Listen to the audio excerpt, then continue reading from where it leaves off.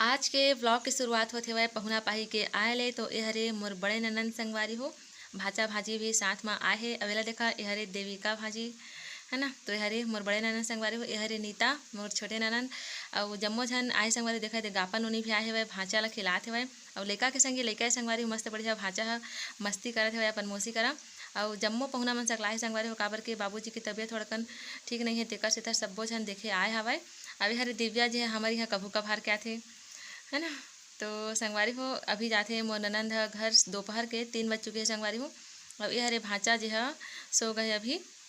और ये दे श्वेता भी आए और ये देखा प्रीति जी हला जाते संगवारी हो अपन बड़े पापा देखे आए और अभी बज गए संझा के 5 तो नीता भी घर जाते संगवारी हो। जब पहुना पाही मन जाते ना तब बड़ सुंदर सुंदर लगते संगवारी हो। अभी देखा नीता जो है घर जाता हुआ अब अभी अम्मा चलत है रेती काबर के घर में भी काम चलत है संगवारी हो और मिलबो नेक्स्ट वीडियो।